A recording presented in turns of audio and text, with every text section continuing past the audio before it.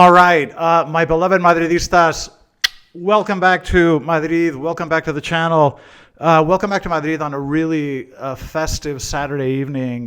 Today's the day that they switch on the lights, the Christmas lights. So everybody's out on the streets. There's like mini concerts and stuff. Everybody's out. It's a really, really festive weekend here. Okay, I'm going to give you guys my thoughts on the Elche match coming up. And of course, we're once again affected by the FIFA virus. As I'm sure you know by now, Militao won't be able to play. It's just ridiculous to me that we lose players playing insignificant friendlies, but that is the price that we pay. It seems to happen every single international break. I'm going to be giving my thoughts on what I think the lineup could be, what I think we need to look for in this match.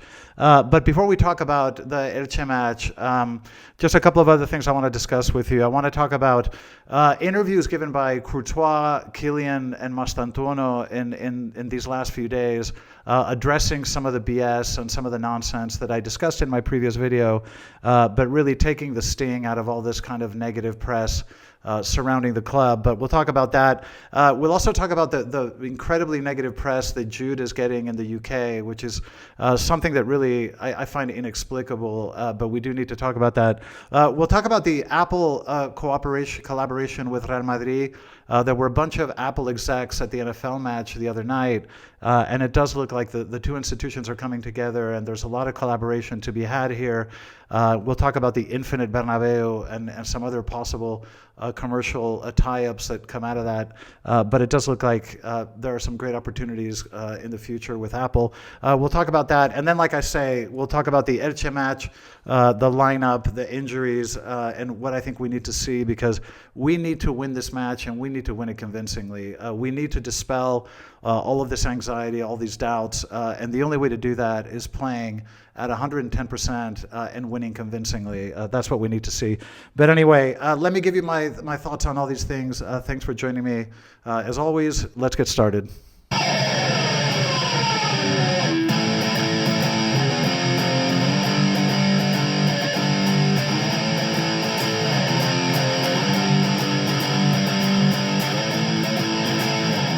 Madridistas, welcome back. Okay, let's talk about the Elche match. But before we do that, I just want to mention three interviews that took place in the last few days with Courtois, Mastantuono, and Kylian. And I think it's important to highlight these interviews because they address a lot of the issues that I addressed in my previous video. You know, the YouTube scene and sort of the press, has been crazy, sort of talking about a mutiny and the players are unhappy and just all this kind of stuff that I just think is grotesquely exaggerated. And I was really happy that, these three interviews made it perfectly clear that, there is no, the type of tensions that exist in the Real Madrid dressing room are nothing out of the ordinary. Like, these players are absolutely fine. They get along. The chemistry is fine. And I think, we had to hear it from the players themselves. And Courtois said something fantastic in his interview. He said, I don't know why you guys bother to even interview us, because at the end of the day, you're going to print whatever you want anyway. And it seems like whatever we say doesn't seem to matter.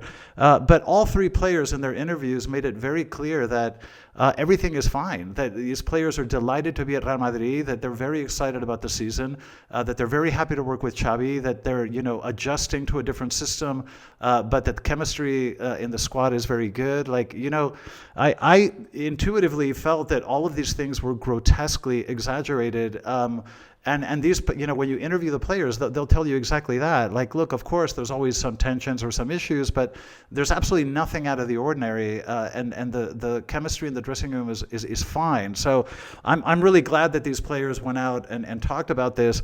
Another thing I really enjoyed in the Courtois interview is that he really put Tebas in his place, because they talked about the Miami match that Barca was supposed to play in Miami. And of course, Tebas is very bitter because the NFL match that Real Madrid hosted was a massive success.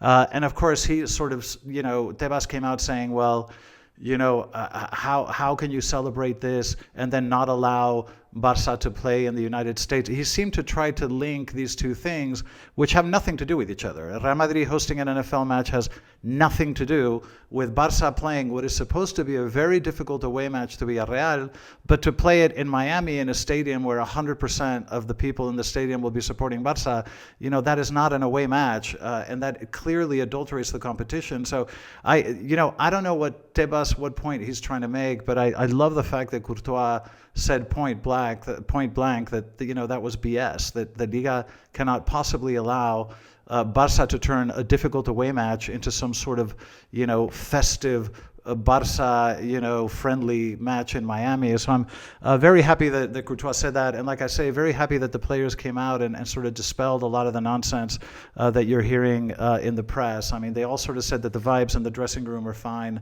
And I have a tendency to believe the players a lot more than journalists and YouTubers that are desperate to get clicks or desperate to get attention. Okay, I also want to talk about the Jude situation, because the press in the UK, and I'm sure you guys have come across this in the last few days, the British press is notoriously brutal. They're just, this is just the nature of the beast. But they have a track record of sort of destroying their own players. And I don't know why they do this, but they did it to Beckham and Rooney and Bale. I mean, even like Rashford, Bale is Welsh, but still, they have a tendency to sort of try to knock players down. And I really don't understand why they would do this and punish their own players. Like, Jude wasn't happy to get subbed the other day, but his behavior was nothing out of the ordinary.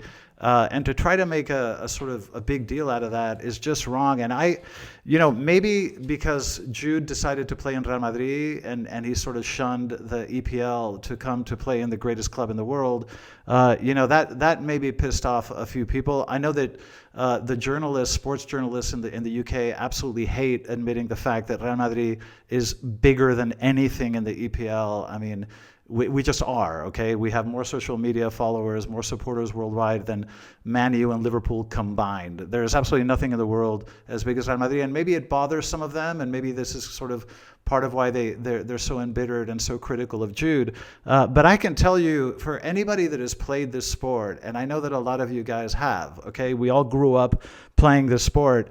If you don't think that Jude is an exceptional player, you do not know anything about football, okay? Because Jude, you can say whatever you want, but he is an exceptionally talented player. His technical ability, his skill on the ball, his attributes, his characteristics as a player are absolutely exceptional. And I think the English should be celebrating like crazy that they have a generational player the quality of Jude Bellingham. So again, this is sort of clickbait nonsense and hysteria, which has always defined the UK press. But Jude is a transformational player, a generational player. We're very lucky to have him. I think he's an exceptional player from a technical standpoint, and I think to try to create controversy around one of your best players and one of the best players that you've had in decades, I think is just really, really misguided. So I just needed to mention that because Jude doesn't deserve to hear the amount of crap that he's been getting. I just don't think he deserves it. Okay, one final thing before we get to the Elche match, and that is that possible collaboration with Real Madrid and Apple. And I find this really interesting. In the NFL match that took place here last week, there were a lot of Apple executives spending time with the management team of Real Madrid, and they did test these. They want to create something called the Infinite Bernabeu, which is basically using special cameras to create a kind of virtual reality 3D effect to allow Real Madrid supporters all over the world, like all of you, who don't have the opportunity to go to the Bernabeu, to be able to experience a sort of almost real life experience of watching the match in the stadium. And I tell you why I find this so incredibly interesting. You guys aren't going to believe this. But I spent many years in finance, and I'm fascinated by technology. I sort of buy all the latest gadgets. And especially if you're following financial markets, you want to know where the technology is going. So you tend to buy all the different gadgets to see where the tech is going, and it helps you invest in the space. Well, about 7 or 8 years ago, I bought something called a Microsoft HoloLens to play around with augmented reality, and then I bought the Oculus that had just come out, which is sort of virtual reality. And yeah, it actually occurred to me at the time that wouldn't it be great to be able to give this 3D kind of virtual experience to people around the world that want to watch Real Madrid matches. And I actually sent an email to the club 7 or 8 years ago suggesting this. I sent an email to the marketing team. I'm trying to dig it up, but I was suggesting exactly this, that you can have, you can offer this virtual experience, and just imagine how many people around the world paying a little bit of money would be able to experience what it's like being in the Bernabeu. So I think it's something that they're talking about very seriously in terms of rolling it out. I think it would be an amazing experience for everybody. I mean, I'd be fascinated to see how it works. But there is a lot of room for collaboration between Real Madrid and Apple. And if you're Apple, you're hard pressed to find a better brand sponsor than Real Madrid. I mean, if you think about Real Madrid in terms of the values, when you zoom out and you think about Real Madrid, what is it that you think about, right? You think about winning, you think about excellence, you think about absolute excellence and competitiveness, and there's a team that fights to the end, sort of the fighting spirit of Real Madrid, this kind of never die attitude. These are qualities that are very positive and are widely recognized around the world as being endemic qualities to Real Madrid. We have a special DNA about us, a winning DNA that is really special, and I can totally see Apple wanting to partner with Real Madrid. Now, as you know, the Santiago Bernabeu, they recently changed the name to just Bernabeu. They dropped the Santiago, and obviously what they're doing is making room for a major corporate sponsor. So, don't be surprised if one day you get sort of an, Apple Bernabeu or something like that. But it would be a source of just an enormous amount of funds for the club. I think economically it would be great. I think it's a really good partnership that I think would be great for the club, and I think could bring enormous amounts of money to the club. So I just thought it was really interesting to read about the things that Real Madrid wants to do with Apple, and I think there's a lot of room for collaboration there. So I just wanted to mention that. Okay, now let's talk about the Elche match. And we got to talk about the injury situation, which is just, I don't know why it always hits the defensive line so hard. But the FIFA virus is alive and well. We lose so many players during these breaks. It's really, really irritating. I mean, Militao got injured playing a friendly.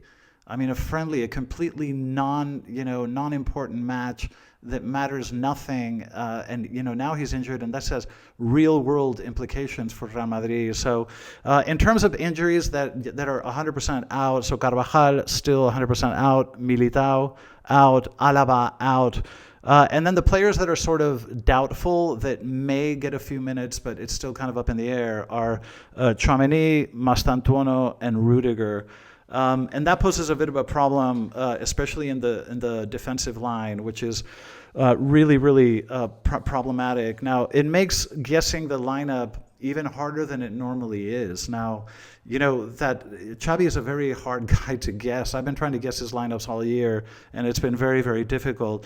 I think, now my impression, this is sort of my bet, and of course I could be wrong, and Xavi loves to prove me wrong, but I think that we'll probably see a 4-4-2. I don't think he's going to venture a 4-3-3. Elche has actually been playing very well this year.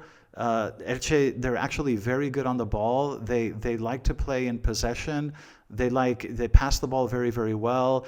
Even against Barça, they actually had a higher possession statistic than Barça when they played against him, and they put on a really good performance. I think Elche is going to be a trickier team than we think, and I think this match is going to be a little bit trickier than you would normally expect. But what I'm looking at is a 4-4-2. I think Courtois will be in goal. I think he's going to play Trent on the right. I think, you never know, maybe he'll get paranoid last minute and put Fede back there. But I think he'll play Trent, who is fit to play and really needs to play because he's just been totally absent so far this season. Carreras, I think, will play left back in the middle of defense. We don't really have much choice. Huijsen and Asensio.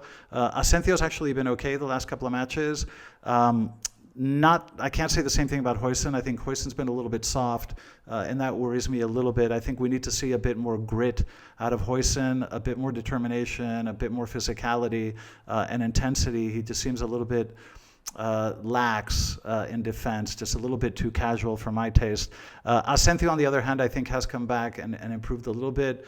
He made a couple of mistakes in the Club World Cup in summer, but I think he's recovered from that, and he now looks a lot more like the Asensio of last year. So that gives me a little bit of comfort. I think it'll be a 4-4-2, like I say. In the middle of the pitch, you'll have Arda and Tchouaméni, I think, in a sort of double pivot. A little bit further up, you'll have Fede and Jude. And then up front, I think Vini and Mbappe. Now, there were a lot of discussions that you could have here, and in the comment section, something that you guys mention all the time, which is a really valid discussion, is who should play number 8 and who should play number 10, because Arda and Jude are both players that are capable of playing either of those positions. I think that he's probably going to stick to Arda a little bit deeper, a little bit further back, closer to the defensive line, in a sort of double pivot with Tchouaméni. I'm assuming that Tchouaméni might be able to play. Obviously, if not, that changes things, and Camavinga could make an appearance. I think that Tchouaméni might be able to play. So I think you'll see Arda play closer to Tchouaméni, and I think Jude will play a little bit further up front in that sort of number 10 position. Now, could these be reversed? Yes. Is it true that when Arda plays the number 10 position that he's more effective linking up with Kylian? I think so. I think Arda has a very good eye for Kylian's runs. He's proven that. He's assisted him, I think, 6 times this year. You can make the argument that those two should be reversed, that Jude should play further back and Arda should play the number 10 position. I think that is a very valid debate that we could have. But in terms of what I think will happen tomorrow, I think Arda will probably play in the double pivot and Jude will play further up as a 10. Look, other things that I think are really important, we need to score early. Okay, I'm getting really tired of these matches where the minutes go by, we create chances, but we just don't score. And we haven't had we've had one comfortable match, the Valencia match. Every other match has been uncomfortable because we played too many minutes without scoring, and it puts us in a precarious situation. We need to see much more intensity in our play. We need to see a lot more intensity. The Rayo Vallecano match was incredibly disappointing, not just because of the scoreline. I mean, we haven't scored a goal in 2 matches. Not just because of the scoreline, but I think that we were all left with a really bad taste in our mouth because we just didn't see the intensity and the commitment that you need from these players, and that was really disappointing. I think we have to see these players play at 100%. Now, I know that when we come back from international breaks, we tend to drop points. It's something that historically has been the case. We cannot allow this to happen tomorrow. We need the 3 points. We need to win, and we need to win emphatically, okay? If you think about kind of the vibe of the squad, especially with all the stuff in the press, we need a convincing victory with a lot of goals. We need to win convincingly. There are too many doubts, too much anxiety still, and the only way to get rid of that is to play with a lot of intensity and to put on a really convincing performance. We have some very important games coming up. The Man City match is going to be very, very difficult. If you look at the way Man City are playing recently, that is going to be a very tough match. We absolutely need to make a statement tomorrow, and we need to change the sort of headspace that we're in, and we just need to be the aggressive, dangerous team that we kind of look like towards the beginning of the season, but we seem to have fallen off. But we have to reconcile. We have to get rid of all these rumors. We have to get rid of these bad vibes and all the speculation. And there's no better way to do it than with a really emphatic victory. So I hope that that'll be the case, and I hope that Xavi transmits to these players that this is not just 3 points on the line. We need to fix things, and we need to get ready for some very important matches that are coming up. So I'm a little anxious about this match. I know that Elche are a fairly competent team on the ball. We defend very, very poorly. We've demonstrated that in the last few matches we're quite vulnerable, especially in the air. Our defensive transition has been very poor. We need to improve that. And then when we're on the ball, we just need to be a lot more aggressive. We need to be quicker, more vertical. We need to play more aggressively, more collective play. We need to play more as a team and not depend so much on individual plays, and especially Mbappe's scoring. I want us to score a lot of goals, but I want to see other players get on the score sheet because we're too dependent on Kylian at the moment, and I think that just tells you that there's no balance in our play Okay, we're unable to create danger on the right-hand side. That's something that needs to get fixed. We're perpetually attacking on the left, but not always very effectively. Vini's decision-making in the last third has been deplorable this season. It really needs to improve. So I think that, this match, normally in Elche Real Madrid, you wouldn't give it a second thought, but I think that in the context of where we are, we really need to play at 100% and do something special here, because we need to change the kind of headspace that we're in. But anyway, listen, those are my thoughts, ahead of the match. Let me know what you guys think in the comment section, and I'll be sure to do a post-match analysis. So I'll see all of you for that. But anyway, thanks for joining me. As always, love you guys.